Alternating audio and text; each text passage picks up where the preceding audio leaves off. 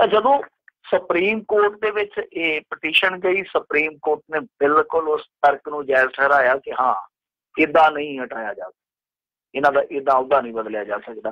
ਕਿਉਂਕਿ ਦੇਖੋ ਜਿਹੜਾ CBI ਦਾ ਮੁਖੀ ਲੱਗਦਾ ਨਾ, ਵੈਸੇ CBI ਵਾਲਿਆਂ ਦੀ ਭਰਤੀ ਹੈ ਜਿਹੜੀ ਉਹ ਵੀ ਇੱਕ ਪ੍ਰਕਿਰਿਆ ਤਹਿਤ ਹੁੰਦੀ, ਇੱਕ ਚੈਨਲ ਹੈ।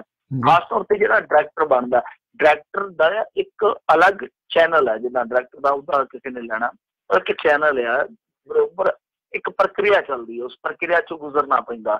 ਤਾਂ ਉਸ ਪ੍ਰਕਿਰਿਆ ਦਾ ਸਭ ਤੋਂ ਸਿਖਰਲਾ ਜਿਹੜਾ ਪੜਾਅ ਹੈ, ਮਰਹਲਾ, ਉਹ ਇਹ ਆ ਕਿ ਜਿਹੜੀ ਸਿਲੈਕਸ਼ਨ ਕਮੇਟੀ ਹੈ, ਸਿਲੈਕਸ਼ਨ ਬੋਡੀ ਹੈ, ਉਹ 3 ਜਣਿਆਂ ਦੀ ਆ। 3 ਜਣੇ ਕੌਣ ਹੁੰਦੇ ਆ? ਇੱਕ ਪ੍ਰਧਾਨ ਮੰਤਰੀ, ਇੱਕ ਚੀਫ ਜਸਟਿਸ ਤੇ ਇੱਕ ਜਿਹੜਾ ਵਿਰੋਧੀ ਧਿਰ ਦਾ ਆਗੂ ਹੈ, 3 ਹੁੰਦੇ ਆ। ਇਹਨਾਂ ਨੇ ਕੀ ਕੀਤਾ ਸੀਗਾ ਕਿ ਰਾਤੋਂ ਰਾਤ ਉਹਨੂੰ ਹਟਾ ਦਿੱਤਾ ਉਹਦੇ ਤੋਂ। ਤਾਂ ਸੁਪਰੀਮ ਕੋਰਟ ਨੇ ਕਿਹਾ ਕਿ ਇਹ ਗਲਤ ਪ੍ਰਕਿਰਿਆ ਸੀ, ਤੁਹਾਡੀ ਜੋ ਤੁਸੀਂ ਰਸਤਾ ਅਪਣਾਇਆ ਉਹ ਗਲਤ ਸੀਗਾ। ਤਾਂ ਹੁਣ ਜਦੋਂ ਉਹਨੂੰ ਬਹਾਲ ਕਰ ਦਿੱਤਾ, ਆਉਂਦੇ ਹੀ ਇਹਨਾਂ ਨੇ ਜਿਹੜਾ ਆਪਣੀ ਥਾਂ ਤੇ ਬਿਠਾਇਆ ਸੀਗਾ ਅਲੋਕ ਵਰਮਾ ਦੀ ਥਾਂ ਤੇ ਜਿਹੜਾ ਨਗੇਸ਼ਵਰ ਰਾਓ, ਆ ਕੇ ਪਲਟ ਦਿੱਤੀਆਂ ਨਾਲ ਦੀ ਨਾਲ। ਤਾਂ ਇਹਨਾਂ ਨੇ ਤੁਸੀਂ ਆਪ ਹੀ ਦੱਸਿਆ ਟਾਈਮ ਤੇ 36 ਘੰਟੇ ਵੀ ਨਹੀਂ ਪੈਣ ਦਿੱਤੇ, ਉਹਨੂੰ ਫਿਰ ਭੜਕਾ ਦਿੱਤਾ। ਹੁਣ ਜਿਹੜੀ ਪ੍ਰਕਿਰਿਆ ਅਪਣਾਈ ਆ, ਜੋ ਮੈਂ ਤੁਹਾਨੂੰ ਦੱਸੀ ਆ ਕਿ ਜਿੱਦਾਂ ਸਿਲੈਕਸ਼ਨ ਹੁੰਦੀ ਆ ਉਸੇ ਤਰ੍ਹਾਂ ਹੀ ਜੇ ਹਟਾਉਣਾ ਤਾਂ ਇਹ 3 ਬੰਦੇ ਹੀ ਹਟਾਉਂਦੇ ਆ।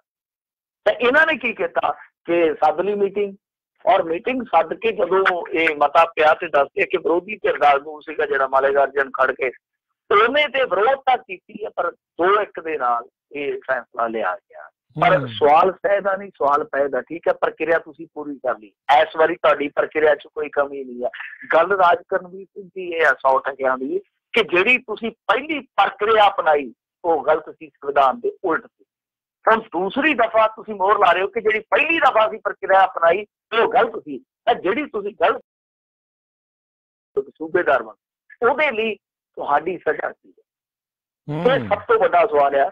ਇੱਕ ਪ੍ਰਧਾਨ ਮੰਤਰੀ ਇਸ ਤਰ੍ਹਾਂ ਸਿੱਧੇ ਤੌਰ ਤੇ, ਕਿਉਂਕਿ ਪ੍ਰਧਾਨ ਮੰਤਰੀ ਦੇ ਇਹ ਮਤਹਿਦ ਹੈ ਸਾਰਾ ਕੁਛ, ਤਾਂ ਪ੍ਰਧਾਨ ਮੰਤਰੀ ਸੰਵਿਧਾਨ ਦੀ ਜੋ ਵਿਧੀ ਵਿਧਾਨ ਦੀ ਇੱਕ ਮਰਿਆਦਾ ਉਹਦੇ ਤੋਂ ਉਲਟ ਕੰਮ ਕਰਦਾ ਹੈ। ਉਹਦੇ ਤੇ ਕੀ ਜੁਰਮਾਨਾ, ਕੀ ਹਰਜ਼ਾਨਾ, ਇਹ ਦੇਖਣ ਵਿਖਾਉਣ ਵਾਲੀ ਗੱਲ ਹੈ। ਇਹਦਾ ਮਤਲਬ ਇਹ ਆ ਕਿ ਪ੍ਰਧਾਨ ਮੰਤਰੀ ਕਦੇ ਕਦੇ ਲੋਕਾਂ ਵੱਲੋਂ ਦਿੱਤੀ ਤਾਕਤ ਜਿਹੜੀ ਆ ਉਹ ਇੰਨੀ ਜ਼ਿਆਦਾ ਨਹੀਂ ਵਰਤਦਾ ਕਿ ਸੰਵਿਧਾਨ ਪਿੱਛੇ ਹਟ ਜਾਂਦਾ। ਔਰ ਇਹਦਾ ਕਾਰਨ ਇਹ ਦੱਸਿਆ ਜਾ ਰਿਹਾ ਕਿ ਰਾਫੇਲ ਵਾਲੀ ਫਾਈਲ ਜਿਹੜੀ ਸੀ ਸ਼ਾਇਦ ਉਹ ਡਰਾਉਂਦੀ। ਜੀ ਤੇ ਮਿੰਟੂ ਜੀ, ਇਸ ਦਾ ਜਿੱਦਾਂ ਆਪਾਂ ਦੇਖ ਰਹੇ ਹਾਂ ਵੀ ਚਲੋ ਹੁਣ ਅਗਲੀ ਸਰਕਾਰ ਪਤਾ ਨਹੀਂ ਕਿਸ ਦੀ ਆਉਣੀ ਹੈ, ਤੇ ਇਹ ਜਿਹੜਾ CBI ਦੇ ਵਿੱਚ ਇੰਨੀ ਉਥਲ ਪੁਥਲ ਕਰਕੇ ਗਏ ਆ, ਆਪਣੇ ਆਪ ਨੂੰ ਸੇਫ ਕਰ ਰਹੇ ਆ ਵੀ ਜੇ ਅਗਲੀ ਦੀ ਸਰਕਾਰ ਆ ਜਾਂਦੀ ਹੈ? ਦੇਖੋ ਉਹ ਤਾਂ ਬਾਅਦ ਦੀਆਂ ਗੱਲਾਂ ਨੇ ਨਾ। ਹੁਣ ਮੌਕਾ ਕਿਹੜਾ, ਜੇ ਇਸ ਸਮੇਂ CBI ਦਾ ਡਾਇਰੈਕਟਰ ਅਲੋਕ ਵਰਮਾ ਰਹਿ ਜਾਂਦਾ ਤੇ ਜਿੱਦਾਂ ਇਹਨੂੰ ਖਪਾਇਆ ਇਹਨਾਂ ਨੇ, ਸਤਾਇਆ, ਜੇ ਕੋਈ ਉਹੋ ਜਿਹੀ ਫਾਈਲ ਹੀ ਕੱਢ ਮਾਰੇ ਉਹਦਾ ਬਣੇ ਭਾਵੇਂ ਕੱਖ ਨਾ, ਇਲੈਕਸ਼ਨ 'ਚ ਕੋਈ ਗਏ ਨਾ ਥੋੜਾ ਪਾਣੀ ਹੰਡੇ ਲੈ ਜੂ, ਇਹਨਾਂ ਨੂੰ ਨੁਕਸਾਨ ਤੇ ਕਰ ਜੂਗਾ। ਜੀ ਅਗਲੀ ਜਿਹੜੀ ਗੱਲ ਕਰਦੇ, ਕਹਿੰਦੇ ਹੁਣ ਮੋਦੀ ਸਰਕਾਰ ਦੇ ਵੱਲੋਂ ਚੋਣਾਂ ਤੋਂ ਪਹਿਲਾਂ ਵਪਾਰੀਆਂ ਤੇ ਕਾਰੋਬਾਰੀਆਂ ਨੂੰ ਵੱਡਾ ਤੋਹਫਾ ਹੈ।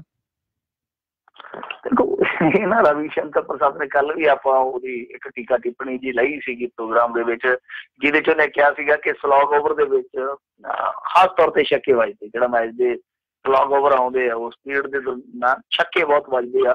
ਤਾਂ ਐਤਕੀ ਹੁਣ ਤੁਸੀਂ ਮੋਦੀ ਸਰਕਾਰ ਦੇ ਛੱਕਿਆਂ ਲਈ ਤਿਆਰ ਹੋ, ਹੋਰ ਵੀ ਵੱਜਣਗੇ। ਠੀਕ ਆ, ਸਾਫ਼ ਤੌਰ ਤੇ ਵੈਸੇ ਇਹ ਚਰਚਾਵਾਂ ਪਹਿਲਾਂ ਹੀ ਚੱਲਦੀਆਂ ਸੀਗੀਆਂ। ਤਾਂ ਇਹਨਾਂ ਨੇ ਇੱਕ GST ਦੇ ਵਿੱਚ ਛੋਟੇ ਕਾਰੋਬਾਰੀਆਂ ਨੂੰ ਕਾਫੀ ਵੱਡੀ ਰਾਹਤ ਦਿੱਤੀ ਆ। ਰਾਹਤ ਇਹ ਹੈ ਕਿ ਜਿਨ੍ਹਾਂ ਦਾ ਸਾਲਾਨਾ ਟਰਨਓਵਰ ਹੈ ਜਿਹੜਾ ਉਹ 40 ਲੱਖ ਰੁਪਏ ਤੋਂ ਘੱਟ ਹੁੰਦਾ ਹੈ, ਤਾਂ ਉਹ GST ਹੈ ਜਿਹੜੀ ਉਹਨਾਂ ਨੂੰ ਰਜਿਸਟ੍ਰੇਸ਼ਨ ਕਰਵਾਉਣ ਤੋਂ ਛੋਟ ਮਿਲੇਗੀ। ਇਹ ਵੱਡੀ ਛੋਟ ਆ। ਔਰ ਇਹ ਪਹਿਲਾਂ ਜਿਹੜੀ ਹੱਦ ਸੀਗੀ ਉਹ ਸਿਰਫ 20 ਲੱਖ ਰੁਪਏ ਤੱਕ ਦੀ, ਤਾਂ ਦੁੱਗਣੀ ਹੱਦ ਕਰ ਦਿੱਤੀ ਆ। ਇਹਦਾ ਮਤਲਬ ਇਹੋ ਆ ਕਿ ਵਪਾਰੀਆਂ ਨੂੰ ਜਿਹੜਾ ਇਹਨਾਂ ਨੇ ਸੇਕ ਲਾਇਆ ਸੀਗਾ, ਹੁਣ ਹਲਕੇ ਪੋਲੇ ਠੰਡੀ ਟਕੋਰ ਕਰਦੇ ਪਏ ਕਿ ਭਾਈ ਟਿੱਕੇ ਰਹੋ, ਕੋਈ ਗੱਲ ਨਹੀਂ ਆ, ਥੋੜਾ ਜਿਹਾ ਸੇਕ ਵੱਧ ਲੱਗ ਗਿਆ ਸੀਗਾ। ਸਲੈਬ ਦੇ ਵਿੱਚ ਵੀ ਇਹਨਾਂ ਨੇ ਕੁਛ ਬਦਲਾਅ ਕੀਤੇ ਸੀਗੇ। ਆਉਣ ਵਾਲੇ ਸਮੇਂ ਦੇ ਵਿੱਚ ਕੁਛ ਹੋਰ ਨੀਤੀਗਤ ਫੈਸਲੇ ਲਏ ਜਾ ਸਕਦੇ, ਹਾਲਾਂਕਿ ਕਿਸਾਨੀ ਨਾਲ ਜੁੜੇ ਫੈਸਲਿਆਂ ਦੇ ਵੀ ਇਮਕਾਨ ਸੀਗੇ ਕਿ ਕੋਈ ਚੰਗੇ ਫੈਸਲੇ ਲੈ ਸਕਦੇ, ਵੱਡੇ ਫੈਸਲੇ ਲੈ ਸਕਦੇ ਆ। ਪ੍ਰਧਾਨ ਮੰਤਰੀ ਨੇ ਭਾਸ਼ਣਾਂ ਦੇ ਵਿੱਚ ਕਰਜ਼ ਮਾਫੀ ਨੂੰ ਕਾਊਂਟਰ ਕੀਤਾ, ਤਾਂ ਉਤੋਂ ਜਾਪਦਾ ਕਿ ਕਿਸਾਨਾਂ ਤੇ ਇਹਨਾਂ ਦਾ ਧਿਆਨ ਹੈ ਜਿਹੜਾ ਉਹ ਕਿਸੇ ਦੂਸਰੇ ਪੱਖ ਤੋਂ ਹੈ, ਪਰ ਦੂਸਰੇ ਵਰਗਾਂ ਤੇ ਧਿਆਨ ਹੈ ਜਿਹੜਾ ਉਹ ਦੂਸਰੇ ਪੱਖ ਤੋਂ ਹੈ। ਸੋ ਕਾਂਗਰਸ ਜਿਹੜੀ ਆ ਉਹ ਕਿਸਾਨਾਂ ਨੂੰ ਟਾਰਗੇਟ ਕਰ ਰਹੀ ਆ, ਉਹਨਾਂ ਲਈ ਵਧੀਆ ਵਧੀਆ ਉਹ ਆਪਣੇ ਏਜੰਡੇ ਦੇ ਵਿੱਚ, ਆਪਣੇ ਮੈਨੀਫੈਸਟੋ ਦੇ ਵਿੱਚ ਨੁਕਤੇ ਫਿੱਟ ਕਰ ਰਹੇ ਆ। ਜਦ ਕਿ ਨਰਿੰਦਰ ਮੋਦੀ ਦੀ ਸਰਕਾਰ ਜਿਹੜੀ ਕਿ ਆਪਾਂ ਵੈਸੇ ਵੀ ਕਹਿੰਦੇ ਆ ਕਿ ਕਿਸੇ ਸਮੇਂ ਇਹ ਵੀ ਕਿਹਾ ਜਾਂਦਾ ਸੀਗਾ ਕਿ ਭਾਰਤੀ ਜਨਤਾ ਪਾਰਟੀ ਜਿਹੜੀ ਆ ਉਹ ਬਣੀਆਂ ਦੀ ਵਪਾਰੀਆਂ ਦੀ ਪਾਰਟੀ ਆ, ਤਾਂ ਇਹਨਾਂ ਨੇ ਜਿਹੜਾ ਧਿਆਨ ਕੇਂਦਰਿਤ ਕੀਤਾ ਉਹ ਖਾਸ ਤੌਰ ਤੇ ਹੁਣ ਤੁਸੀਂ ਦੇਖਿਆ ਹੀ ਫੈਸਲਾ 10 ਵਰਨ ਜਾਤੀਆਂ ਵਾਲਾ ਮਸਲਾ ਆ ਗਿਆ। ਫਿਰ ਉਸ ਤੋਂ ਪਹਿਲਾਂ ਜਦੋਂ SC/ST ਐਕਟ ਵਿੱਚ ਥੋੜਾ ਬਦਲਾਅ ਆਇਆ ਸੀਗਾ, ਇਹਨਾਂ ਨੇ ਉਸ ਮੁੱਦੇ ਤੇ ਵੀ ਇੱਕ ਸਟੈਂਡ ਲਿਆ, ਇਹਨਾਂ ਨੇ ਸੋਧ ਕੀਤੀ ਕਾਨੂੰਨ ਦੇ ਵਿੱਚ। ਫਿਰ ਉਸ ਤੋਂ ਅਗਲੀ ਗੱਲ 3 ਤਲਾਕ ਵਾਲੀ ਜਾਮੀ, ਇਹ GST ਹੈ ਜਿਹੜਾ ਉਹ ਇੱਕ ਤਰ੍ਹਾਂ ਨਾਲ ਕਹੀਏ ਕਿ ਛੋਟੇ ਕਾਰੋਬਾਰੀ ਜਿਹੜੇ ਬਹੁਤ ਹੱਦ ਤੱਕ ਤਪੇ ਪਏ ਸੀ ਇਹਨਾਂ ਦੇ ਹੱਥੋਂ, ਉਹਨਾਂ ਨੂੰ ਖੁਸ਼ ਕਰਨ ਦੀ ਇਹਨਾਂ ਦੀ ਕੁਵਤ ਜਾਪਦੀ ਆ। ਜੀ ਜੀ ਬਿਲਕੁਲ। ਤੇ ਕੀ ਵਪਾਰੀ ਇਹ ਸਾਰੇ ਜਾਣੇ ਭੁੱਲ ਜਾਣਗੇ ਜਿਹੜੇ ਪਿਛਲੇ 4.5 ਪੌਣੇ 5 ਸਾਲ ਤੱਕ ਇੱਕ ਹਿਸਾਬ ਦੇ ਨਾਲ ਉਹਨਾਂ ਨੂੰ ਨੁਕਸਾਨ ਵੀ ਝੱਲਣਾ ਪਿਆ? ਨਹੀਂ, ਲੋਕ ਬੜੇ ਚਲਾਕ ਆ, ਕਈ ਵਾਰ ਸਹੂਲਤ ਵੀ ਲੈ ਲੈਂਦੇ ਆ, ਸਜ਼ਾ ਵੀ ਦੇ ਦਿੰਦੇ ਆ। ਦੋ ਚੀਜ਼ਾਂ ਹੁੰਦੀਆਂ ਨੇ, ਬਹੁਤ ਵਾਰੀ ਹੁੰਦਾ, ਕਿਉਂਕਿ ਲੋਕੀ ਇਸ ਖੇਡ ਨੂੰ ਸਮਝ ਚੁੱਕੇ ਆ। ਪਰ ਹੁਣ ਉਹ ਜਿਹੜੀ ਖੇਡ ਆਮ ਤੌਰ ਤੇ ਸਮਝ ਆ ਗਈ ਆ, ਉਸ ਖੇਡ ਦੇ ਵਿੱਚ ਉਲਝਦੇ ਆ, ਜਾਂ ਜਿਵੇਂ ਮੈਂ ਤੁਹਾਨੂੰ ਕਿਹਾ ਕਿ ਸਹੂਲਤ ਲੈ ਕੇ ਸਜ਼ਾ ਦਿੰਦੇ ਆ, ਕੁਛ ਵੀ ਹੋ ਸਕਦਾ। ਪਰ ਲੋਕ ਇਸ ਗੱਲ ਤੋਂ ਸਾਫ਼ ਤੌਰ ਤੇ ਕਹੀਏ ਤਾਂ ਲੋਕ ਇਸ ਗੱਲ ਤੋਂ ਚੇਤਨ ਆ ਕਿ ਅਸਲ ਦੇ ਵਿੱਚ ਜੋ ਇਹਨਾਂ ਨੇ ਕੀਤਾ ਕਰਾਇਆ ਅਖੀਰਲੇ ਦਿਨਾਂ ਦੇ ਵਿੱਚ ਉਹਦੀ ਭਰਪਾਈ ਕਰਦੇ। ਪਰ ਇਹ ਰੀਤ ਹੈ, ਰੀਤ ਤਾਂ ਦੀ ਕੁਰੀਤ ਆ ਕਿ ਪਹਿਲਾਂ ਤੁਸੀਂ 4.5 ਸਾਲ ਪੌਣੇ 5 ਸਾਲ ਜਨਤਾ ਨੂੰ ਦੱਬੀ ਜਾਣਾ, ਕੁਚਲੀ ਜਾਣਾ, ਉਹਨਾਂ ਨੂੰ ਲੁੱਟੀ ਜਾਣਾ, ਖਸੁੱਟੀ ਜਾਣਾ, ਕੁੱਟੀ ਜਾਣਾ, ਉਹਨਾਂ ਦੇ ਮਾਸ ਚਰੂੰਗੀ ਜਾਣੇ ਆ, ਬਾਅਦ ਦੇ ਵਿੱਚ ਫੁੱਲੀਆਂ ਸੁੱਟ ਦੇਣੀਆਂ ਉਹਨਾਂ ਦੇ। ਕੋਈ ਬੰਦਾ ਆਪਾਂ ਚੰਗੀ ਤਰ੍ਹਾਂ ਕੁੱਟ ਲਈਏ, ਨਿਸਲ ਕਰ ਦਿੰਦੇ, ਬਾਅਦ ਦੇ ਵਿੱਚ ਕਹਿੰਦੇ ਲੈ ਆਓ ਪਾਣੀ ਪੀਣਾ, ਲੈ ਪਾਣੀ ਪੀਣਾ। ਇਹ ਜਿਹੜੀ ਇਹ ਗੱਲ ਕਰਦੇ ਆ ਨਾ, ਇਹ ਕੁਰੀਤ ਆ, ਏਦਾਂ ਨਹੀਂ ਹੋਣਾ ਚਾਹੀਦਾ। ਵਿਕਾਸ ਹੈ ਜਿਹੜਾ ਉਹ ਸ਼ੁਰੂ ਤੋਂ ਇਕਸਾਰ ਹੋਣਾ ਚਾਹੀਦਾ। ਤੁਸੀਂ ਇਹ ਨਹੀਂ ਹੈ ਕਿ ਪਹਿਲਾਂ ਲੋਕਾਂ ਨੂੰ ਲੁੱਟ ਕੇ ਉਹਨਾਂ ਦੀਆਂ ਜੇਬਾਂ ਖਾਲੀ ਕਰਕੇ ਆਪਣੇ ਕੋਲ ਪੂੰਜੀ ਜਮ੍ਹਾਂ ਕਰ ਲਓ, ਤੇ ਜਦੋਂ ਐਨ ਮੌਕਾ ਆ ਗਿਆ ਉਦੋਂ ਤੁਸੀਂ ਫੇਰ ਫੁੱਲੀਆਂ ਪਾ ਰਹੇ ਹੋ। ਇਹ ਸਿੱਧੇ ਤੌਰ ਤੇ ਬੇਈਮਾਨੀ ਹੈ। ਬੇਈਮਾਨੀ ਕਾਹਦੇ ਨਾਲ ਹੈ? ਅਹੁਦੇ ਨਾਲ ਹੈ, ਜਾਂ ਜਿਹੜਾ ਤੁਹਾਨੂੰ ਜਨਤਾ ਨੇ ਮੈਂਡੇਟ ਦਿੱਤਾ ਉਹਦੇ ਨਾਲ ਵੀ ਇਹ ਧਰੋ ਆ ਕਿਤੇ ਨਾ ਕਿਤੇ। ਜੀ ਜੀ ਜੀ। ਅਗਲੀ ਜਿਹੜੀ ਆਪਾਂ ਗੱਲ ਕਰਦੇ, ਕਹਿੰਦੇ ਹੁਣ ਸਕੂਲਾਂ ਦੇ ਵਿੱਚ, ਸਾਰੇ ਸਕੂਲਾਂ 'ਚ 8ਵੀਂ ਤੱਕ ਹਿੰਦੀ ਪੜ੍ਹਨੀ ਹੋਵੇਗੀ ਲਾਜ਼ਮੀ। ਇਹ ਇੱਕ ਨਾ ਇਹਨਾਂ ਨੇ ਕਸਤੂਰੀ ਰੰਗਨ ਕਮੇਟੀ ਬਣਾਈ ਸੀਗੀ, ਉਹਦੀਆਂ ਦੱਸਦੇ ਕੁਛ ਸਿਫਾਰਿਸ਼ਾਂ ਆਈਆਂ ਨੇ, ਤੇ ਉਹਦੇ ਵਿੱਚ ਇਹ ਵੀ ਇੱਕ ਸਿਫਾਰਿਸ਼ ਆ ਕਿ 8ਵੀਂ ਜਮਾਤ ਤੱਕ ਹਿੰਦੀ ਭਾਸ਼ਾ ਜਿਹੜੀ ਉਹ ਲਾਜ਼ਮੀ ਕਰ ਦਿੱਤੀ ਜਾਵੇ। ਤਾਂ ਇਹ ਹੁਣ ਜਾਵੜੇਕਰ ਸਾਹਿਬ ਨੇ ਕਹਿ ਦਿੱਤਾ ਕਿ ਅਸੀਂ ਇਸ ਮੁੱਦੇ ਤੇ ਲੋਕਾਂ ਦੀ ਰਾਏ ਲਵਾਂਗੇ, ਅਸੀਂ ਇਸ ਸਿਫਾਰਿਸ਼ ਤੇ ਲੋਕਾਂ ਦੀ ਰਾਏ ਬਣਾਵਾਂਗੇ ਕਿ ਲੋਕ ਕੀ ਓਪੀਨੀਅਨ ਦਿੰਦੇ ਆ। ਮੈਂ ਹੈਰਾਨ ਆ, ਜਦੋਂ ਤੁਸੀਂ ਰਿਜ਼ਰਵੇਸ਼ਨ ਵਰਗਾ ਕਾਨੂੰਨ ਐ ਕੱਛ ਚੋਂ ਮੂੰਗਲੀ ਵਾਂਗੂ ਕੱਢ ਕੇ ਮਾਰ ਦਿੰਦੇ ਹੋ, ਕਿ ਉਦੋਂ ਲੋਕ ਰਾਏ ਜ਼ਰੂਰੀ ਨਹੀਂ ਹੈ, ਕਿ ਉਦੋਂ ਲੋਕ ਰਾਏ ਜ਼ਰੂਰੀ ਨਹੀਂ।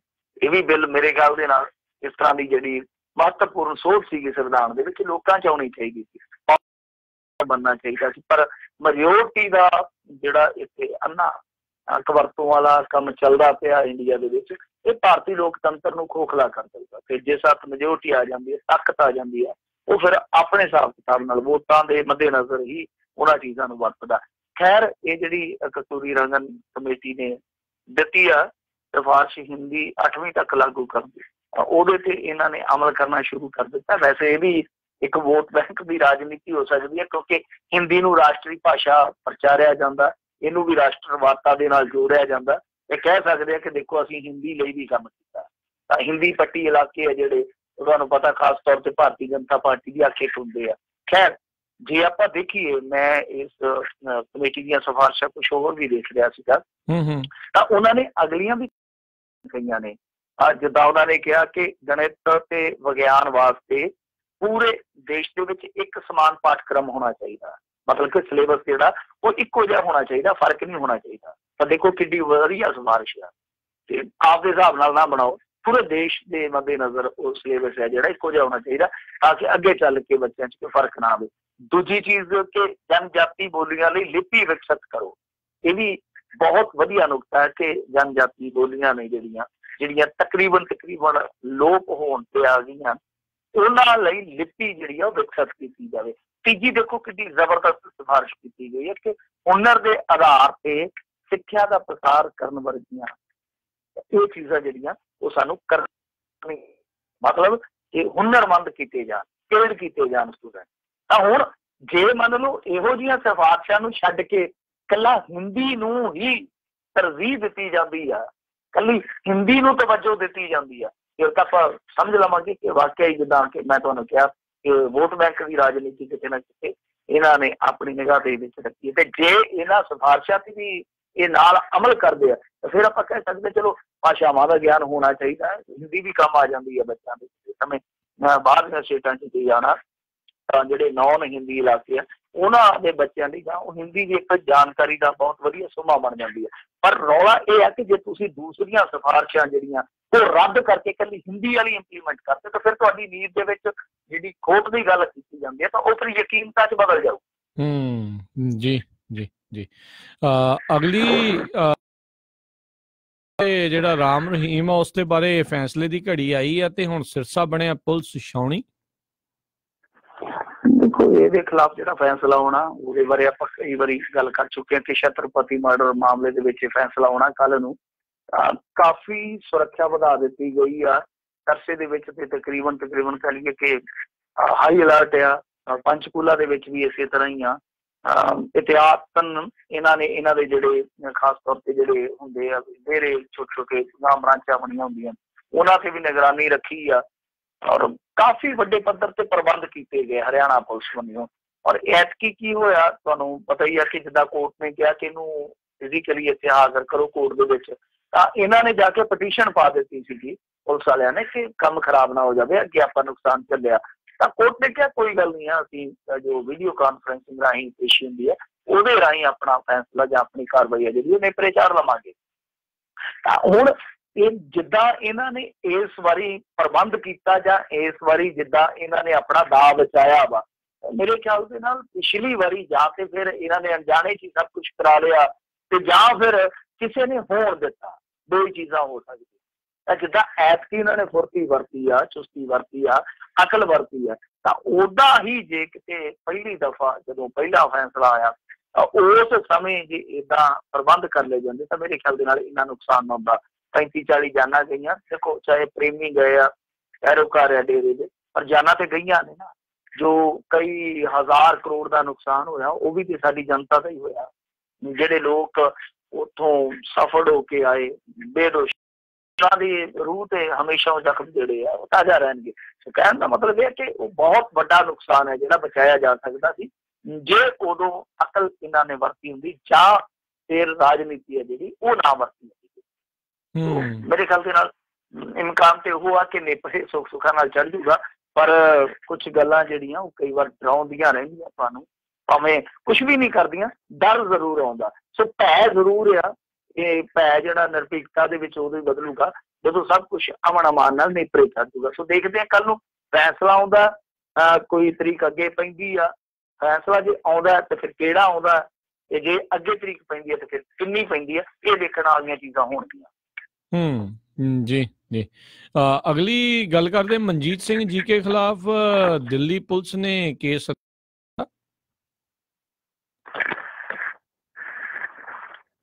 ਮਿੰਟੂ ਜੀ ਆਵਾਜ਼ ਆ ਰਹੀ ਹੈ? ਤੁਹਾਡੀ ਆਵਾਜ਼ ਕੱਟ ਗਈ ਸੀ ਜੀ। ਮੇਰਾ ਸਵਾਲ ਸੀਗਾ ਵੀ ਜਿਹੜਾ ਮਨਜੀਤ ਸਿੰਘ ਜੀਕੇ ਦੇ ਖਿਲਾਫ ਦਿੱਲੀ ਪੁਲਿਸ ਨੇ ਕੇਸ ਦਰਜ ਕੀਤਾ ਹੈ। ਦੇਖੋ ਜੀਕੇ ਨੂੰ ਟੀਕੇ ਲੱਗਣਗੇ ਜਿਸ ਤਰੀਕੇ ਨਾਲ ਫਸ ਗਿਆ ਕਸੂਤਾ। ਗੱਲ ਕਰਦੇ ਸੀਗੇ ਆਪਾਂ ਪਿਛਲੇ ਪ੍ਰੋਗਰਾਮ ਦੇ ਵਿੱਚ ਵੀ ਕਿ ਹੁਣ ਜਦੋਂ ਕੋਰਟ ਨੇ ਇਹਨਾਂ ਦੀ ਅਰਜ਼ੀ ਜਿਹੜੀ ਆ ਰੱਦ ਕਰ ਦਿੱਤੀ ਆ, ਉਸ ਤੋਂ ਬਾਅਦ ਇਹਨਾਂ ਦੇ ਖਿਲਾਫ FIR ਜਿਹੜੀ ਆ ਉਹ ਦਰਜ ਹੋਣੀ ਆ। ਤਾਂ ਦਿੱਲੀ ਪੁਲਿਸ ਨੇ ਫੁਰਤੀ ਮਾਰੀ ਆ ਕਿਉਂਕਿ ਅੱਗੇ ਥੋੜਾ ਜਿਹਾ ਕੰਮ ਕਿਤੇ ਖੇਤ ਹੋ ਗਿਆ, ਕੋਰਟ ਦੇ ਵਿੱਚ ਚਲੇ ਗਏ, ਸਮਾਂ ਮਿਲਿਆ। ਹੁਣ ਜਦੋਂ ਕੋਰਟ ਨੇ ਇਹਨਾਂ ਦੀ ਅਰਜ਼ੀ ਰੱਦ ਕੀਤੀ ਆ ਕਿਤੇ ਗਾਹ ਨਾ ਚਲੇ ਜਾਣ, ਫਿਰ ਪੁਲਿਸ ਨੇ ਕੇਸ ਜਿਹੜਾ ਉਹ ਦਰਜ ਕਰ ਲਿਆ। ਤਾਂ ਇਹ ਮਾਮਲਾ ਜਿਹੜਾ ਕਥਿਤ ਗਵਨ ਦਾ ਜਿਸ ਤਰੀਕੇ ਦੇ ਨਾਲ ਆਪਾਂ ਵੇਖਿਆ ਹੀ ਆ ਕਿ ਬੇਨੀਮੀਆਂ ਸਾਹਮਣੇ ਆਈਆਂ, ਸ਼ੰਟੀ ਨੇ ਦੋਸ਼ ਲਾਏ ਜਿਸ ਤਰੀਕੇ ਦੇ, ਉਦੋਂ ਬੜੀ ਗੰਭੀਰ ਆ ਔਰ ਕੇਸ ਬਣਦਾ ਵੀ ਆ।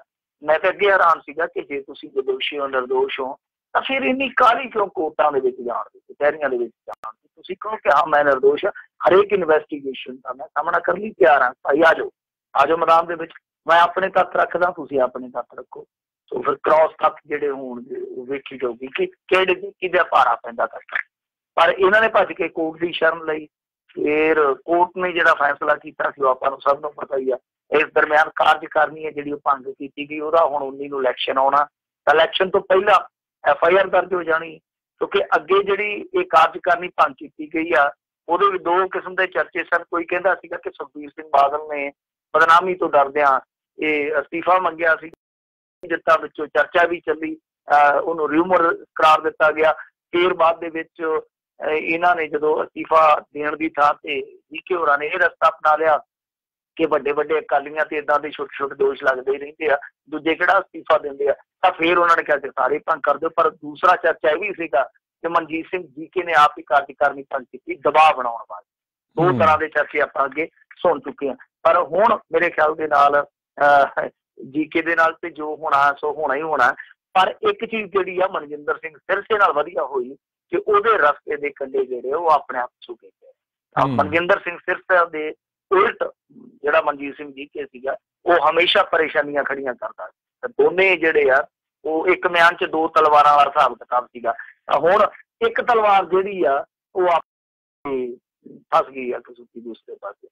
ਹੁਣ ਮਨਜਿੰਦਰ ਸਿੰਘ ਸਿਰਸਾ ਮੇਰੇ ਖਿਆਲ ਦੇ ਨਾਲ ਉੱਥੇ ਪੂਰੀ ਤਰ੍ਹਾਂ ਸਿਆਸਤ ਆਪਣੀ ਜਿਹੜੀ ਉੱਥੇ ਕਮੇਟੀ ਦੀ ਉਹ ਕੇਂਦਰਿਤ ਕਰਕੇ ਆਪਣੇ ਹੱਥਾਂ ਦੇ ਵਿੱਚ ਬਹਿ ਜਾਊਗਾ। ਉਹਨੂੰ ਬਹੁਤ ਹੱਦ ਤੱਕ ਰਸਤਾ ਜਿਹੜਾ ਉਹ ਅੱਗੇ ਕਲੀਅਰ ਮਿਲ ਗਿਆ। ਦੇਖਦੇ ਹਾਂ ਮਨਜੀਤ ਸਿੰਘ ਜੀਕੇ ਇਹ ਜਿਹੜੀ FIR ਲੌਜ ਹੋਈ ਆ ਉਹਦੇ ਵਿੱਚ ਕਿਸ ਤਰ੍ਹਾਂ ਦੀ ਤੱਥ ਰੱਖਦਾ, ਕਿਸ ਤਰ੍ਹਾਂ ਦੀਆਂ ਸਫਾਈਆਂ ਪੇਸ਼ ਕਰਦਾ। ਪਰ ਇਹ ਮਾਮਲਾ ਗੰਭੀਰ ਆ। ਮਾਮਲਾ ਗੰਭੀਰ ਜੀਕੇ ਲਈ ਨਹੀਂ ਹੈ ਕਿ ਦੋਸ਼ ਗੰਭੀਰ ਆ, ਮਾਮਲਾ ਸਿੱਖ ਸੰਗਤ ਲਈ ਵੀ ਗੰਭੀਰ ਆ ਕਿ ਦੋਸ਼ ਇੱਥੋਂ ਤੱਕ ਲੱਗਿਆ ਕਿ ਬਾਹਰਲੇ ਬੰਦਿਆਂ ਨੇ 35 ਲੱਖ ਰੁਪਈਆ ਭੇਜਿਆ। ਉਹ 35 ਲੱਖ ਰੁਪਈਆ ਇਹਨਾਂ ਨੇ ਜਾਲੀ ਬਿੱਲਾਂ ਦੇ ਰਾਹੀਂ ਖਾ ਲਿਆ। ਫਿਰ ਬਾਅਦ ਦੇ ਵਿੱਚ ਦੱਸਦੇ ਆ ਕਿ ਇੱਕ ਟਕਸਾਲ ਤੋਂ ਬਣਾ ਕੇ ਰਸੀਦ ਉਹ ਵੀ ਪੇਸ਼ ਕੀਤੀ। ਕੋਰਟ ਨੇ ਆਖਿਆ ਕਿ ਤੁਸੀਂ ਪਹਿਲਾਂ ਸੁੱਤੇ ਸੀ, ਹੁਣ ਤੁਸੀਂ ਕੱਚੀ ਰਸੀਦ ਲੈ ਆਏ ਆ। ਅਸੀਂ ਕਾਰਸੇ ਵਾਲਿਆਂ ਨੂੰ 35 ਲੱਖ ਰੁਪਈਆ ਦਿੱਤਾ। ਪਹਿਲਾਂ ਜਿਹੜਾ ਤੁਸੀਂ ਦੇਖ ਲਓ ਕਿ ਕਿੰਨਾ ਗੰਭੀਰ ਆ। ਇਹ ਹੁਣ ਕਾਨੂੰਨ ਨੇ ਨਿਬੇੜਨਾ ਕਿ ਕੌਣ ਸੱਚਾ ਕੌਣ ਝੂਠਾ। ਪਰ ਸਭ ਤੋਂ ਵੱਡੀ ਗੱਲ ਇਹ ਹੈ ਕਿ ਜਿਹੜੇ ਇਸ ਤਰ੍ਹਾਂ ਦੇ ਫਰਾਡ ਦੇ ਦੋਸ਼ ਲੱਗੇ ਆ ਉਹ ਕਿਸੇ ਸੱਤ ਬਗਾਨੇ ਨੇ ਨਹੀਂ ਲਾਏ, ਇਹਨਾਂ ਦੇ ਵਿੱਚੋਂ ਉੱਠ ਕੇ ਇੱਕ ਬੰਦੇ ਨੇ ਲਾਏ। ਜੀ ਜੀ। ਅਗਲੀ ਜਿਹੜੀ ਗੱਲ ਕਰਦੇ ਕਹਿੰਦੇ ਟਕਸਾਲੀਆਂ ਨੇ ਮਾਲਵੇ ਵਿੱਚ ਗੱਡਿਆ ਝੰਡਾ, ਖਾਲਸਾ ਆਪ ਦੇ ਵੱਲ ਖਿੱਚਿਆ। ਝੰਡੇ ਇਹਨਾਂ ਨੇ ਗੱਡੀ ਜਾਣੇ ਔਰ ਝੰਡੇ ਉਹੀ ਕੱਢਦੇ ਜਿਹੜੀਆਂ ਨਿੱਕੀਆਂ ਨਿੱਕੀਆਂ ਝੰਡੀਆਂ ਫੜਦੇ ਆ। ਮੇਲਿਆਂ 'ਚ ਛਿੰਝਾਂ 'ਚ ਵੇਖਿਆ ਹੋਣਾ ਭਲਵਾਨ ਇੱਕ ਝੰਡੀ ਲੈ ਕੇ ਨਿਕਲਦਾ, ਦੂਸਰਾ ਫੜ ਲੈਂਦਾ, ਉਹਨੂੰ ਕਹਿੰਦੇ ਝੰਡੀ ਫੜਨੀ। ਤੇ ਜਿਹੜੇ ਝੰਡੀਆਂ ਫੜਦੇ ਆ ਫਿਰ ਮੁੜ ਕੇ ਸਫਲਤਾ ਦੇ ਝੰਡੇ ਉਹੀ ਕੱਢਦੇ ਆ। ਇਹਨਾਂ ਨੇ ਵੀ ਮੈਨੂੰ ਲੱਗਦਾ ਨਿੱਕੀਆਂ ਨਿੱਕੀਆਂ ਝੰਡੀਆਂ ਫੜਨ ਦੀ ਥਾਂ ਤੇ ਸਿੱਧਾ ਝੰਡੇ ਨੂੰ ਹੱਥ ਪਾਇਆ। ਇਹ ਰਾਜਦੇਵ ਸਿੰਘ ਖਾਲਸਾ ਇਹ ਉਹ ਚਿਹਰਾ 2015 ਦੇ ਵਿੱਚ ਸੁਖਬੀਰ ਬਾਦਲ ਤੇ ਡੇਰਾ ਮੁਖੀ ਦੀ ਮੀਟਿੰਗ ਦਾ ਖੁਲਾਸਾ ਕੀਤਾ। ਇਹ ਵਕੀਲ ਹੈ ਪੇਸ਼ੇ ਤੋਂ, ਸਾਬਕਾ ਮੈਂਬਰ ਪਾਰਲੀਮੈਂਟ ਵੀ ਆ। ਇਹਨਾਂ ਨੇ ਟਕਸਾਲੀ ਦਲ ਦੇ ਵਿੱਚ ਸ਼ਾਮਿਲ ਕਰ ਲਿਆ। ਵੈਸੇ ਤਾਂ ਅਕਾਲੀ ਦਲ ਟਕਸਾਲੀ ਕਿਹਾ ਜਾਂਦਾ ਕਿਉਂਕਿ ਅੱਜ ਕੱਲ੍ਹ ਨਾਂ ਥੋੜੇ ਜਿਹੇ ਵੱਡੇ ਆ, ਸ਼ਾਰਟਕੱਟ 'ਚ ਲੋਕ ਕਹਿ ਦਿੰਦੇ ਟਕਸਾਲੀ ਦਲ ਆ। ਤਾਂ ਇਹਨਾਂ ਨੂੰ ਸ਼ਾਮਿਲ ਕਰ ਲਿਆ। ਤੇ ਨਾਲ ਇੱਕ ਚੀਜ਼ ਬ੍ਰਹਮਪੁਰਾ ਹੋਰਾਂ ਨੇ ਹੋਰ ਵੀ ਸਾਫ਼ ਕਰ ਦਿੱਤੀ ਆ ਕਿ ਅਕਾਲੀ ਦਲ ਤੇ ਕਾਂਗਰਸ ਇਹਨਾਂ ਦੋਵਾਂ ਨੂੰ ਛੱਡ ਕੇ ਬਾਕੀ ਆਪਾਂ ਕਿਸੇ ਨਾਲ ਵੀ ਸਮਝੌਤਾ ਕਰ ਸਕਦੇ ਹਾਂ, ਕਿਸੇ ਨਾਲ ਵੀ ਅਲਾਇੰਸ ਬਣਾ ਸਕਦੇ। ਉਹ ਤੇ ਕਹਿੰਦੇ ਆ ਕਿ ਜੇ ਮਹਾਂਗਠਜੋੜ ਬਣ ਜਾਵੇ, ਅੱਜ ਕੱਲ੍ਹ ਇਹ ਮਾਂ ਸ਼ਬਦ ਕਾਫੀ ਇਸਤੇਮਾਲ ਕੀਤਾ ਜਾਂਦਾ, ਮਾਂ ਦੀ ਦਾਲ ਤੇ ਕੋਈ ਖਾਂਦਾ ਅੱਜ ਕੱਲ੍ਹ। ਵੈਸੇ ਵੀ ਕਹਿੰਦੇ ਹੁੰਦੇ ਕਿਸੇ ਨੂੰ ਆਬਾਦੀ ਕਿਸੇ ਨੂੰ ਮਾਰਕਸਵਾਦੀ। ਤਾਂ ਇਹ ਕਹਿੰਦੇ ਆ ਕਿ ਜੇ ਮਹਾਂਗਠਜੋੜ ਫਿਰ ਮਹਾਂ ਸਫਲਤਾ ਤੋਂ ਕੋਈ ਵੀ ਸਾਨੂੰ ਰੋਕ ਨਹੀਂ ਸਕਦਾ। ਮਤਲਬ ਕਿ ਫਿਰ ਆਪਾਂ ਪੁੰਜਾ ਫੇਰ ਦਿਆਂਗੇ। ਮਹਾਂਗਠਜੋੜ ਦੇ ਵਿੱਚ ਜੇ ਆਈਏ ਤਾਂ ਫਿਰ ਆਮ ਆਦਮੀ ਪਾਰਟੀ ਤੇ ਕੀ ਸੁਖਪਾਲ ਖਹਿਰਾ ਉਹ ਵੀ ਇਕੱਠੇ ਹੋ ਜਾਣਗੇ, ਸੁੱਚਾ ਸਿੰਘ ਛੋਟੇਪੁਰ ਵੀ ਆ ਜਾਊਗਾ। ਇਹੋ ਜਿਹੀਆਂ ਚੀਜ਼ਾਂ ਜਿਹੜੀਆਂ ਬਹੁਤ ਚਰਚਾ ਮੰਗਦੀਆਂ। ਖੈਰ ਰਾਜਦੇਵ ਸਿੰਘ ਖਾਲਸਾ ਹੋ ਰਹੀ ਜਿਹੜੇ ਉਹ ਵੀ ਤੁਰ ਫਿਰ ਕੇ ਮੇਲਾ ਵੇਖਣ ਦੇ ਸ਼ੌਕੀਨ ਆ। ਪਹਿਲਾਂ ਅਕਾਲੀ ਦਲ ਅੰਮ੍ਰਿਤਸਰ ਦੇ ਵਿੱਚ ਰਹੇ, ਫਿਰ ਆਮ ਆਦਮੀ ਪਾਰਟੀ 'ਚ ਵੀ ਚਲੇ ਗਏ ਸੀ। ਵਿੱਚੋਂ ਚੰਦ ਦਿਨ ਜਿਹੜੇ ਆਵਾਜ਼ ਫੈਸਟੀਵਲ ਆਏ ਸੀ, ਵਾਪਸ ਹੁਣ ਫਿਰ ਅਕਾਲੀ ਦਲ ਟਕਸਾਲੀ 'ਚ ਆਏ ਆ। ਉਹ ਹੁਣ ਵਾਪਸੀ ਪੱਕੀ ਤੌਰ ਤੇ ਕਰਕੇ ਰਹਿੰਦੇ ਆ ਜਾਂ ਫਿਰ ਕਿਸੇ ਘਰੋਂ ਆਵਾਜ਼ ਵੱਜ ਜਾਂਦੀ ਕਿ ਇੱਧਰ ਆ ਜਾਓ, ਉਹ ਸਮਾਂ ਦੱਸੂਗਾ। ਪਰ ਇੱਕ ਵਾਰੀ ਇਹਨਾਂ ਨੇ ਮਾਲਵੇ ਵੱਲ ਕਦਮ ਵਧਾ ਦਿੱਤੇ ਕਿਉਂਕਿ ਅੱਗੇ ਕਿਹਾ ਜਾਂਦਾ ਸੀਗਾ ਕਿ ਅਕਾਲੀ ਦਲ ਦਾ ਨੁਕਸਾਨ ਬਹੁਤਾ ਹੈ ਮਾਝੇ 'ਚ ਕਰਨਗੇ ਕਿਉਂਕਿ ਮਾਝੇ 'ਚ ਇਹਨਾਂ ਦੀ ਪੈਂਟ ਚੰਗੀ ਆ। ਪਰ ਹੌਲੀ ਹੌਲੀ ਇਹਨਾਂ ਨੇ ਮਾਲਵੇ ਵੱਲ ਵੀ ਵਧਣਾ ਸ਼ੁਰੂ ਕਰ ਦਿੱਤਾ, ਜੋ ਮੇਰੇ ਖਿਆਲ ਦੇ ਨਾਲ ਚਿੰਤਾ ਦੀਆਂ ਲਕੀਰਾਂ ਜ਼ਰੂਰ ਖਿੱਚੂਗਾ। ਜੀ ਜੀ। ਅਗਲੀ ਗੱਲ ਕਰਦੇ ਆ, ਕਹਿੰਦੇ ਲੱਖੇ ਸਿਧਾਣੇ ਨੇ ਪਾਤਰ ਨੂੰ ਸੁਣਾਈਆਂ ਤੱਤੀਆਂ ਠੰਡੀਆਂ। ਪੰਜਾਬੀ ਯੂਨੀਵਰਸਿਟੀ ਪਟਿਆਲਾ ਦੇ ਵਿੱਚ ਇੱਕ ਪੰਜਾਬੀ ਸਾਹਿਤ ਕਾਨਫਰੰਸ ਚੱਲਦੀ ਪਈ ਆ। ਉਹਦੇ ਵਿੱਚ ਲੱਖਾ ਸਿਧਾਣਾ ਉੱਥੇ ਅਚਾਨਕ ਪਹੁੰਚ ਗਿਆ ਤੇ ਉਹਨੇ ਫਿਰ ਉੱਥੇ ਬੋਲਣਾ ਸ਼ੁਰੂ ਕਰ ਦਿੱਤਾ। ਤੁਹਾਨੂੰ ਪਤਾ ਹੀ ਹੈ, ਜਦੋਂ ਫਿਰ ਲੱਖਾ ਸਿਧਾਣਾ ਬੋਲਦਾ ਤੇ ਚੁੱਪ ਕਿੱਥੇ ਕਰਨਾ ਸੀਗਾ। ਉਸ ਸਮਾਗਮ ਵਾਲੀ ਥਾਂ ਤੇ ਪਹੁੰਚ ਗਿਆ ਤੇ ਹੋ ਰਹੀ ਸੀਗੀ ਪੰਜਾਬੀ ਸਾਹਿਤ ਕਾਨਫਰੰਸ। ਤਾਂ ਉੱਥੇ ਉਹਨੇ ਇੱਕ ਦੋ ਚੀਜ਼ਾਂ ਕਹੀਆਂ ਨੇ ਜਿਹੜੀਆਂ ਜ਼ਰੂਰੀ ਨੇ। ਖਾਸ ਤੌਰ ਤੇ ਇਹਨਾਂ ਨੇ ਜੋ ਗੱਲਾਂ ਕੀਤੀਆਂ ਸੀਗੀਆਂ ਪੰਜਾਬੀ ਬਾਰੇ, ਜਿਹੜੇ ਪਾਤਰ ਸਾਹਿਬ ਦੀਆਂ, ਉਹਨਾਂ ਨੂੰ ਵੀ ਸਵਾਲ ਕੀਤਾ ਕਿ ਤੁਸੀਂ ਬੰਦ ਕਮਰਿਆਂ ਦੇ ਵਿੱਚ ਤੇ ਸਭ ਕੁਛ ਕਰੀ ਜਾਂਦੇ ਹੋ, ਇਹਦੇ ਨਾਲ ਕੀ ਹੋਣਾ। ਪੰਜਾਬੀ ਬੋਲਣ ਤੇ ਪਾਬੰਦੀ ਆ, ਪੰਜਾਬੀ ਦਾ ਸਕੂਲਾਂ 'ਚ ਬੁਰਾ ਹਾਲ ਆ। ਤੁਸੀਂ ਸਰਕਾਰ ਦੇ ਵਿੱਚੋਂ ਸਰਕਾਰ ਕੋਲੇ ਮੁੱਦਾ ਚੁੱਕ ਸਕਦੇ ਹੋ, ਪਰ ਤੁਸੀਂ ਇਹਦੇ ਤੇ ਕੰਮ ਨਹੀਂ ਕਰ ਰਹੇ। ਜੇ ਸੱਚੀ ਕੁਛ ਕਰਨਾ ਆ ਤੇ ਫਿਰ ਬੰਦ ਦਰਵਾਜ਼ੇ ਅੰਦਰ ਕਾਨਫਰੰਸਾਂ ਕਰਨ ਨਾਲ ਕੱਖ ਨਹੀਂ ਹੋਣਾ, ਤੁਹਾਨੂੰ ਮੈਦਾਨ 'ਚ ਆਉਣਾ ਪੈਣਾ। ਸੋ ਇਹ ਪਾਤਰ ਵਰਗੇ ਸ਼ਾਇਰ ਨੂੰ ਕੋਈ ਮੁੰਡਾ ਉੱਠ ਕੇ ਕਦੇ ਇਸ ਤਰ੍ਹਾਂ ਦੀ ਗੱਲ, ਤਾਂ ਮੇਰੇ ਖਿਆਲ ਦੇ ਨਾਲ ਸਵੈ ਚਿੰਤਨ ਦੀ ਜ਼ਰੂਰਤ ਹੈ ਫਿਰ ਪਾਤਰ ਸਾਹਿਬ ਨੂੰ, ਕਿਉਂਕਿ ਬਹੁਤ ਸਾਰੇ ਮੌਕਿਆਂ ਤੇ ਬਹੁਤ ਸਾਰੇ ਸਵਾਲ ਜਿਹੜੇ ਇੱਦਾਂ ਦੇ ਉੱਠੇ ਆ ਕਿ ਜਿਹੜੇ ਲੇਖਕ ਰੋਜੀ ਰੋਟੀ ਪੰਜਾਬੀ ਦੀ ਖਾਂਦੇ ਆ, ਜਦੋਂ ਪੰਜਾਬੀ ਤੇ ਕੋਈ ਪੰਜਾਬੀ ਦੇ ਘਰ ਦੇ ਵਿੱਚ ਵਿਪਤਾ ਪੈਂਦੀ ਆ, ਉਦੋਂ ਇਹ ਮੂੰਹ 'ਚ ਘੁੰਗਣੀਆਂ ਪਾ ਲੈਂਦੇ ਆ। ਇਹ ਸਵਾਲ ਪਹਿਲਾਂ ਵੀ ਉੱਠੇ ਸਨ ਜਦੋਂ ਉਹ ਕੂਚੀ ਫੇਰ ਮੁਹਿੰਮ ਚੱਲੀ ਸੀ, ਲੱਖੇ ਸਿਧਾਣੇ ਹੋਰਾਂ ਚਲਾਈ ਸੀ, ਪਰ ਉਹਨੂੰ ਸਪੋਰਟ ਬਹੁਤ ਸਾਰੇ ਲੋਕਾਂ ਨੇ ਕੀਤੀ ਸੀਗੀ ਕਿ ਪੰਜਾਬ ਦੇ ਵਿੱਚ ਪੰਜਾਬੀ ਨੂੰ ਪਟਰਾਣੀ ਦਾ ਦਰਜਾ ਮਿਲਣਾ ਚਾਹੀਦਾ। ਉਸ ਸਮੇਂ ਵੀ ਸਵਾਲ ਉੱਠਿਆ ਸੀਗਾ ਕਿ ਜਿਹੜੇ ਲੇਖਕ ਅੱਜ ਤੱਕ ਆਪਣੀ ਹਸਤੀ ਹੈ ਜਿਹੜੀ ਉਹ ਪੰਜਾਬੀ ਦੀ ਸਿਰ ਤੇ ਬਣਾ ਕੇ ਬੈਠੇ, ਉਹ ਕਾਹਤੋਂ ਮੌਨ। ਉਦੋਂ ਵੀ ਸਵਾਲ ਉੱਠੇ ਸੀ। ਖੈਰ ਲੱਖੇ ਸਿਧਾਣੇ ਨੇ ਉੱਤੇ ਕੁਛ ਗੱਲਾਂ ਕਹੀਆਂ ਵੀ ਆ, ਔਰ ਖਾਸ ਤੌਰ ਤੇ ਪੰਜਾਬੀ ਯੂਨੀਵਰਸਿਟੀ ਦੇ ਜਿਹੜੇ ਪਦਾਧਿਕਾਰੀ ਸੀਗੇ ਉਹਨਾਂ ਨੂੰ ਲੈ ਕੇ ਵੀ ਕੀਤੀਆਂ। ਤਾਂ ਠੀਕ ਆ, ਕੁਛ ਗੱਲਾਂ ਉਹਦੀਆਂ ਸੁੱਟਣ ਵਾਲੀਆਂ ਨਹੀਂ ਹੈ। ਜਿੱਦਾਂ ਹੁਣ ਪੰਜਾਬੀ ਯੂਨੀਵਰਸਿਟੀ ਆ, ਉਹਨੇ ਕਿਹਾ ਕਿ ਦੋ ਹੀ ਵਰਲਡ ਦੇ ਵਿੱਚ ਯੂਨੀਵਰਸਿਟੀਆਂ ਨੇ ਜਿਹੜੀਆਂ ਭਾਸ਼ਾ ਦੇ ਆਧਾਰ ਤੇ, ਇੱਕ ਇਜ਼ਰਾਈਲ ਦੀ ਹੈ, ਇੱਕ ਇਹ ਪੰਜਾਬੀ ਯੂਨੀਵਰਸਿਟੀ। ਪਰ ਪੰਜਾਬੀ ਯੂਨੀਵਰਸਿਟੀ ਦਾ ਜੇ ਹਾਲ ਦੇਖੀਏ ਉਹ ਆਪਾਂ ਨੂੰ ਸਭ ਨੂੰ ਪਤਾ, ਉੱਥੇ ਵੀ ਪੰਜਾਬੀ ਯੂਨੀਵਰਸਿਟੀ ਦੇ ਵਿੱਚ ਪੰਜਾਬੀ ਭਾਸ਼ਾ ਜਿਹੜੀ ਉਹ ਕਿਤੇ ਠਹਿਰਦੀ ਨਹੀਂ। ਉਹ ਖੂੰਜੇ ਖਾਂਜੇ ਚਲਾ ਕੇ ਭਾਵੇਂ ਵਿਚਾਰੀ ਟਾਈਮ ਪਾਸ ਕਰਦੀ ਹੋਵੇ, ਕਿਉਂਕਿ ਰਸੀਦਾਂ ਲੈਣੀਆਂ ਜਾਂ ਹੋਰ ਬੋਰ ਵਗੈਰਾ ਤੁਸੀਂ ਦੇਖੋਗੇ ਉੱਥੇ ਜ਼ਿਆਦਾਤਰ ਅੰਗਰੇਜ਼ੀ ਹਾਵੀ ਹੈ। ਇਹ ਗੱਲਾਂ ਕਿਦਾਂ ਆ, ਹਾਲਾਂਕਿ ਪਾਤਰ ਸਾਹਿਬ ਬਹੁਤ ਮੌਜੂਦ ਲੋਕ ਆ, ਬਹੁਤ ਵੱਡੇ ਸ਼ਾਇਰ ਆ, ਪਰ ਉਹਨਾਂ ਨੂੰ ਇਹ ਚੀਜ਼ ਜ਼ਰੂਰ ਵੇਖਣੀ ਚਾਹੀਦੀ ਹੈ ਕਿ ਜੇ ਹੁਣ ਵੀ ਤੁਸੀਂ ਪੰਜਾਬੀ ਨੂੰ ਇੱਦਾਂ ਦਾ ਰੁਤਬਾ ਨਹੀਂ ਦਵਾ ਸਕਦੇ ਜਿੱਦਾਂ ਦਾ ਰੁਤਬਾ ਪੰਜਾਬੀ ਨੂੰ ਮਿਲਣਾ ਚਾਹੀਦਾ, ਉਹ ਕਾਨੂੰਨ ਵੀ ਕਹਿੰਦਾ, ਉਹ ਨੈਤਿਕਤਾ ਵੀ ਕਹਿੰਦੀ ਹੈ, ਤਾਂ ਫਿਰ ਤੁਹਾਡਾ ਸਰਕਾਰ ਦੇ ਵਿੱਚ ਆਉਣ ਦਾ, ਲੇਖਾਂ ਦਾ ਵਿੱਚ ਸਰਕਾਰ ਦੇ ਰਹਿਣ ਦਾ ਜਾਂ ਨਾ ਰਹਿਣ ਦਾ ਕੋਈ ਫਾਇਦਾ। ਜ਼ਰੂਰਤ ਇਸੇ ਗੱਲ ਦੀ ਹੈ ਕਿ ਜਿੱਦਾਂ ਇਹਨਾਂ ਨੇ ਜਦੋਂ ਇਹ ਬਣੇ ਸੀਗੇ ਨਵੇਂ ਸਰਕਾਰ ਦੇ ਵਿੱਚ, ਤਾਂ ਜਦੋਂ ਇਹਨਾਂ ਨੇ ਦਾਅਵੇ ਕੀਤੇ ਸੀਗੇ ਕਿ ਅਸੀਂ ਪੁਨਰ ਸਰਜੀਤੀ ਕਰਾਂਗੇ, ਜਿੱਦਾਂ ਸਕੂਲਾਂ ਦੇ ਵਿੱਚ ਸ਼ਾਮ ਨੂੰ ਨਾਟਕ ਵਗੈਰਾ ਖੇਡੇ ਜਾਂਦੇ ਸੀਗੇ, ਪਿੰਡਾਂ ਦੇ ਵਿੱਚ ਸਾਹਿਤਕ ਐਕਟੀਵਿਟੀਜ਼ ਹੁੰਦੀਆਂ ਸੀਗੀਆਂ, ਉਹਨਾਂ ਨੂੰ ਅਸੀਂ ਪੁਨਰ ਸਰਜੀਤ ਕਰਾਂਗੇ। ਤਾਂ ਉਹ ਦਾਅਵੇ ਅੱਜ ਤੱਕ ਕਿਉਂ ਨਹੀਂ ਅਮਲ 'ਚ ਆਏ, ਇਹ ਪਾਤਰ ਸਾਹਿਬ ਆਪ ਦੱਸਣ ਤੇ ਮੇਰੇ ਖਿਆਲ ਦੇ ਨਾਲ ਦੇਖ ਰਿਹਾ। ਜੀ ਅਗਲੀ ਜਿਹੜੀ ਆਪਾਂ ਮਿੰਟੂ ਜੀ ਗੱਲ ਕਰਦੇ ਜਾਂਦੇ ਜੰਮੂ ਕਸ਼ਮੀਰ ਦੇ 35 ਜਿਹੜੇ ਸਿੱਖ ਸਰਪੰਚਾਂ ਤੇ ਪੰਚਾਂ ਨੇ ਦਿੱਤੇ ਨੇ ਅਸਤੀਫੇ, ਕੀ ਆ ਮਾਜਰਾ? ਦੇਖੋ ਉੱਥੇ ਨਾ ਕੁਛ ਦਿਨ ਪਹਿਲਾਂ ਇੱਕ ਸਿੱਖ ਦੀ ਹੱਤਿਆ ਕਰ ਦਿੱਤੀ ਗਈ ਸੀ। ਨੌਜਵਾਨ ਸੀਗਾ ਮੁੰਡਾ, ਸਿਮਰਨਜੀਤ ਸਿੰਘ ਸੀ, 29 ਕੁ ਸਾਲਾਂ ਦਾ ਸੀਗਾ, ਖਾਸੀਪੁਰਾ ਪਿੰਡ ਆ। ਉੱਥੇ ਉਹਨੂੰ ਇੱਕ ਅਣਪਛਾਤੇ ਬੰਦੂਕਧਾਰੀ ਨੇ ਮਾਰ ਦਿੱਤਾ ਸੀ। ਹੁਣ ਕੌਣ ਸੀਗਾ ਇਹ ਵੀ ਇੱਕ ਵਾਦ ਹੋ ਸਕਦਾ, ਕਿਉਂਕਿ ਤੁਹਾਨੂੰ ਪਤਾ ਉੱਥੇ ਦੋਹਰੀ ਮਾਰ ਚੱਲਦੀ ਹੈ, ਦਹਿਸ਼ਤਗਰਦੀ ਦੀ ਵੀ ਮਾਰ ਹੁੰਦੀ ਹੈ, ਕਈ ਵਾਰ ਏਜੰਸੀਆਂ ਤੇ ਵੀ ਕਈ ਕਿਸਮ ਦੇ ਦੋਸ਼ ਲੱਗਦੇ, ਕਿਉਂਕਿ ਫੋਰਸਿਸ ਤੇ ਵੀ ਦੋਸ਼ ਲੱਗਦੇ। ਉਹ ਦੋਹਰੀ ਮਾਰ ਆ, ਹੁਣ ਪਤਾ ਨਹੀਂ ਉੱਥੇ ਕਿਹੜੀ ਮਾਰ ਇਸ ਨੌਜਵਾਨ ਨੂੰ ਜਿਹੜੀ ਪਈ ਆ। ਬਹਰਹਾਲ ਉਸ ਤੋਂ ਬਾਅਦ ਸਿੱਖਾਂ ਦੇ ਵਿੱਚ ਬੇਚੈਨੀ ਸੀ, ਬੇਚੈਨੀ ਹੋਣੀ ਸੁਭਾਵਿਕ ਆ, ਚਿੰਤਾ ਵੀ ਆ ਕਿ ਸਿੱਖਾਂ ਨੂੰ ਮਾਰਿਆ ਜਾ ਰਿਹਾ, ਕਿਉਂਕਿ ਸਿੱਖ ਉੱਥੇ ਧਿਰ ਨਹੀਂ ਹੈ। ਜਿਹੜੀ ਗੱਲ ਸਮਝਣ ਵਾਲੀ ਆ ਕਿ ਸਿੱਖ ਕਿਸੇ ਕਿਸਮ ਦੀ ਲੜਾਈ ਦੀ ਧਿਰ ਨਹੀਂ ਹੈ, ਬਲਕਿ ਉਹ ਲੜਾਈ ਦੇ ਵਿੱਚ ਫਿਰਦੇ ਪਏ, ਕਦੇ ਛੱਤੀ ਸਿੰਘਪੁਰਾ ਤੇ ਕਦੇ ਖਾਸੀਪੁਰਾ, ਇਹ ਦੌਰ ਉਹਨਾਂ ਤੇ ਚੱਲਦਾ।